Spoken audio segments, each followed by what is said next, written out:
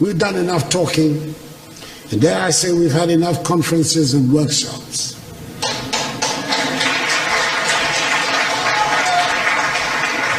We know what we need to do. It is time just to do it. We've run out of excuses for the state of our continent. We have the manpower. We should have the political will. It is time to make Africa work. And it sometimes appears the words Africa and Africans have more resonance outside the continent than inside. When we are home on our continent, it always seems very important to assert that we are Ghanaians, Ivorians, Kenyans, Nigerians, Swazis, Senegalese, Rwandans, South Africans, and Zambians.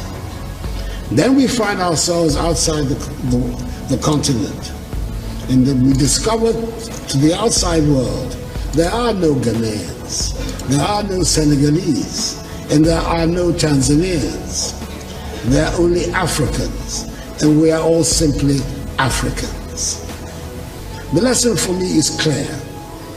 Our destinies are intricately linked with each other, and we're talking not only about those of us on the continent, but about the Africans in the diaspora as well. You can be an honors graduate from any of the top universities of this country. You can be a second or third generation American, and you can be in a well-paid job. If there's an outbreak of Ebola someplace on the African continent, you are an African. Anyone, everybody in the position of leadership in Africa today thus has his or her work cut out. The urgent responsibility we face is to make our countries and our continent attractive for our peoples, to see them as places of opportunities. It means we must provide education, quality education and skills training. It means our young people must acquire the skills that run modern economies. The impact of a successful Africa on the image and standing of Africans in the diaspora applies with equal force to the image and standing of her sons and daughters who go by the name African Americans, and indeed to all her kith and kin in the Americas and the Caribbean. There's a lot of room for your perspectives and energies back in Africa. History tells us of the positive impact of diaspora communities on the growth and development of countries through increased trade activities, rising investments, and the transfer of skills and knowledge. Take the case of China, for example. With an emigre population of some 60 million, the Chinese diaspora is said to be the 25th largest country in the world, who, according to the Nikkei Asian Review, own assets worth 2.5 trillion United States dollars. When foreign companies in the late 1970s reduced their investments in China, it was the Chinese diaspora that shored up the economy. According to the Washington, D.C.-based Migration Policy Institute, MPI, half of the foreign direct investment, that is some 26 billion United States dollars, that transformed China into a manufacturing powerhouse in the 1990s, originated from the Chinese diaspora. That is the rationale of Ghana's initiative of Beyond the Return, which is building on the considerable success of the Year of Return and the renewed enthusiasm around building Africa together. We must work to help change the African narrative, which has been characterized largely by a concentration on disease, hunger, poverty, and illegal mass migration. Let us all remember that the destiny of all black people, no matter where they are in the world, is bound up with Africa. We should never forget that famous admonition of the celebrated Jamaican reggae star Peter Tosh, when he said, and I quote, don't care where you come from. As long as you are a black man, you are an African, unquote.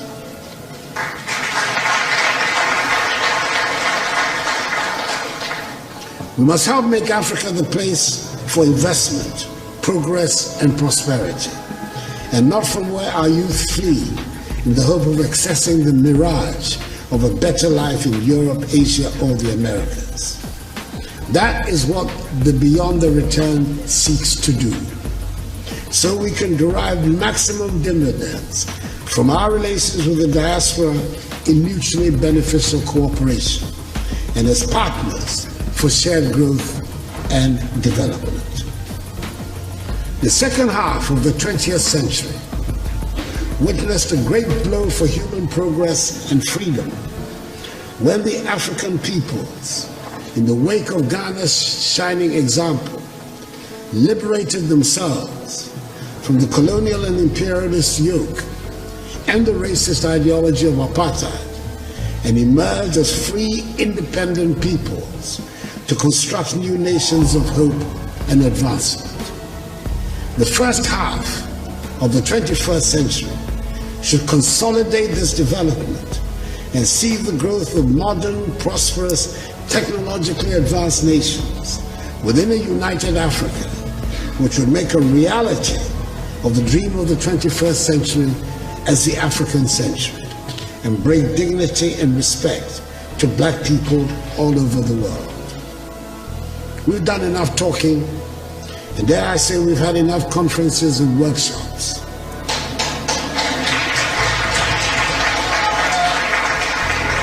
We know what we need to do. It is time just to do it.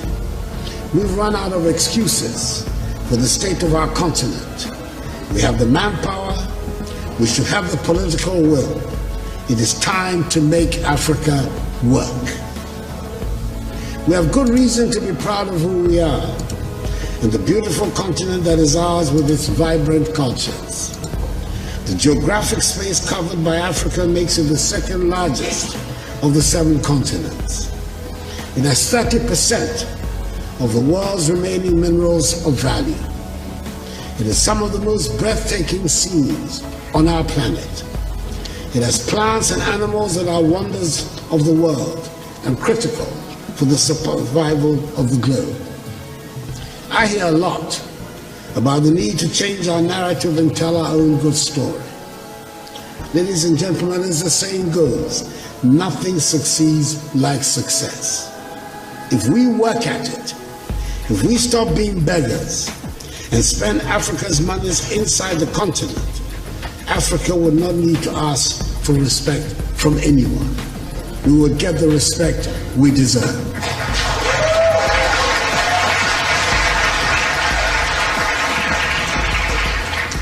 Over 30 years ago, one of America's most prestigious Ivy League universities offered a course in Mandarin, which for years had virtually no takers.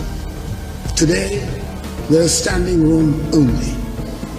And it is not because the course is any easier. It is because the position of China has changed. 30 years ago, 20 years ago, China was nowhere near where it is today. China does not ask for anyone for respect now. She does not need it. Let us make our continent the prosperous and joyful place it should be, and the respect will follow. I thank you for your attention.